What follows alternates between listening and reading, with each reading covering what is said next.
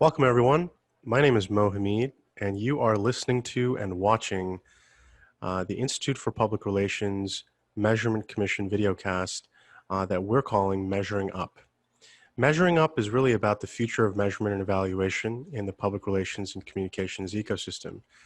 We talk about tools, methods, and even different career journeys that practitioners have had that can really help illuminate the different opportunities to the next generation of measurement pros. Today, I'm very excited to be joined by Chelsea Mirkin, who has spent her career at one of the most renowned communications research companies, and has a lot to share about her experiences with respect to measurement, evaluation, and how the space has evolved. Chelsea, welcome. Thank you very much, Mo. Thanks for having me. Of course. So let's start out with your background, Chelsea. So you've spent your career at what I consider to be, and I think what many consider to be, really a premier communications research firm, Prime Research, which is now a part of Cision. And it really seems like the journey that you've had within the organization, you've worn many different hats. So tell us a little bit about your journey. Yes, happy to share that. I think it's probably pretty rare to hear that somebody starts their career and then stays at the same organization for 15 years. But I often tell people that it feels like I've worked for several different organizations over the years. When I joined Prime Research, we were very much a startup, opening up our very first U.S. operation, a German company opening up our very first U.S. operation, and heavily focused on the automotive industry. So really got that true startup, roll up your sleeves experience of building a company from the ground up. Had the opportunity to also be an on-site measurement consultant as part of our partnership with a major global PR firm. So had the opportunity to really embed myself in the PR agency mindset, which is a very invaluable experience that trained me a lot on kind of the communications practitioner mindset in a diverse array of industries and different types of campaigns and events and different types of communications activities. Also focused on after that, focused a little bit on business development. So building the portfolio of customers and really diversifying not only the sectors and industry verticals we were participating in, but also the types of products we were offering at the company. So really helping lead the company and work through our own digital transformation in our firm, and helping us pioneer our own real-time tool set, our own real-time platform solutions as the communications landscape evolved beyond the traditional sort of one-to-many communication style. A very interesting time to be in the communications measurement space.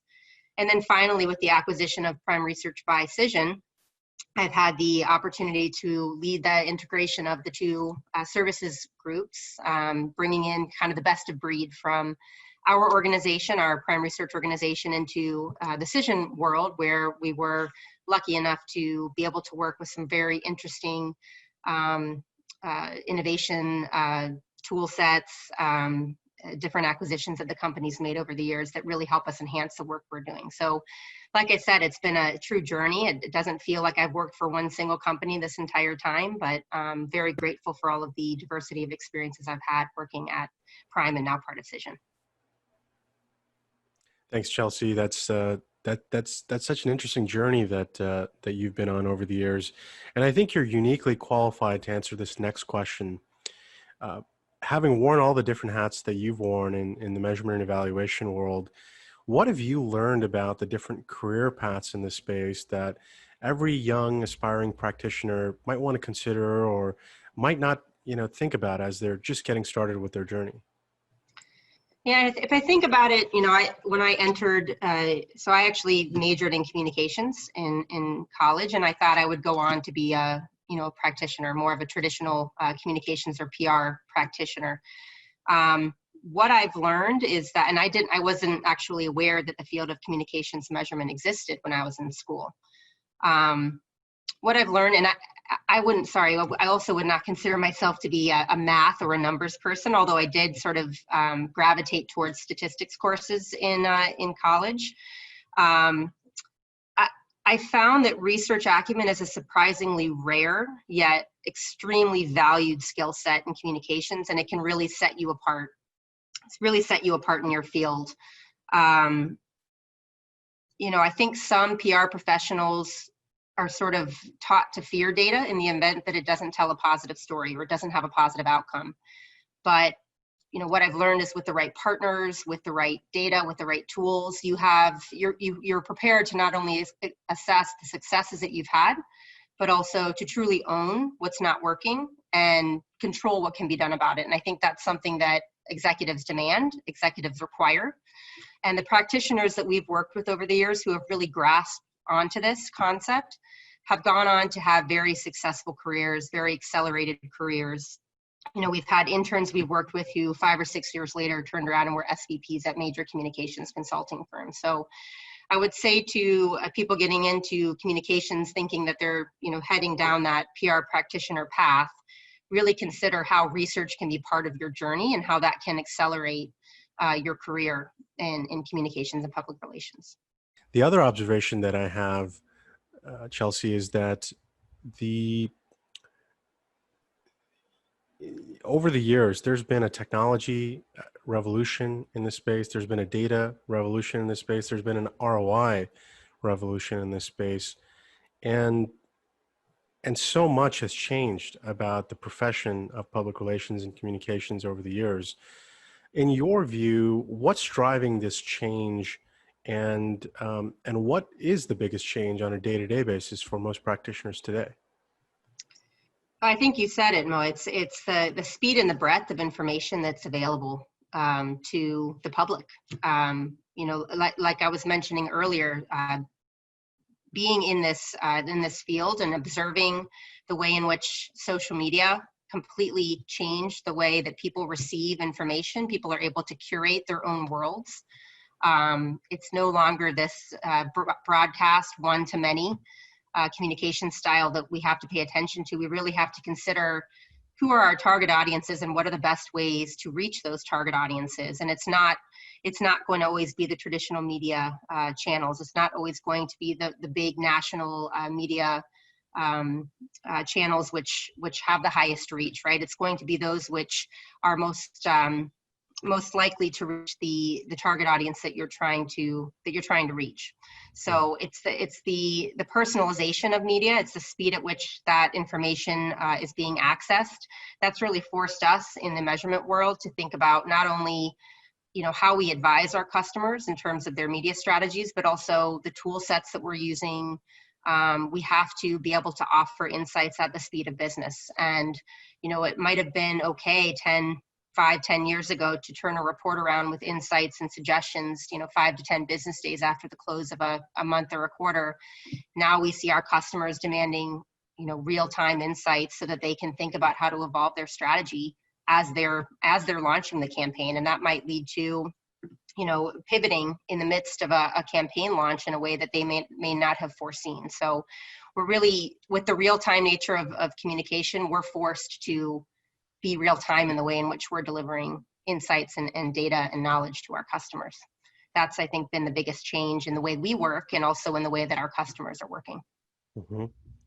On the topic of speed, Chelsea, many folks tend to talk a lot about the sort of buzzwords around AI and machine learning, et cetera.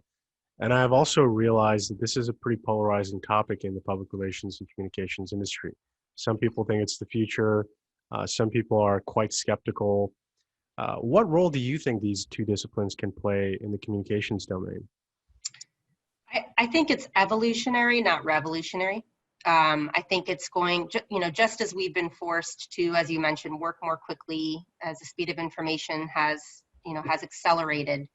AI and machine learning are going to accelerate the speed with which we are able to analyze vast amounts of data. They're going to allow us to see very quickly the trends that are emerging, potentially why those trends are emerging. So I do see it as table stakes for the industry as we move into the future in terms of analyzing all of the data that's out there. Where I see AI and machine learning falling short is it's not going to replace the need for communication specialists, people who truly understand the field, sector experts, people who truly understand the landscape of, the products, the brands, the issues that are affecting different industries, translating those trends that AI and machine learning might help us surface into actionable insights and strategic guidance. So it may, like I said, it may help communications professionals understand what's happening and why it's happening, but it's not going to help them answer the question what to do about it. Mm-hmm. And so that's where I see people fitting into the equation, is to help distill those trends into true actionable insights. Sure. One question that I've asked almost everyone that has been an interviewee on this series, Chelsea, and it's amazing. I've gotten a wide range of answers to this question, so I'm really curious as to what your answer is going to be. And that's about COVID-19. How has this changed business for you and your colleagues, you and your clients? Has there been any major sort of change that is driving you to do things differently on a day-to-day basis? So I would say at the beginning of COVID-19, universally what we were seeing, the way that this was impacting our customers, is the ability to break through. We were observing that over 90% of all media coverage was focused on the topic of COVID-19, and really any product communication, even corporate communications that companies had planned on was basically out the window at that point.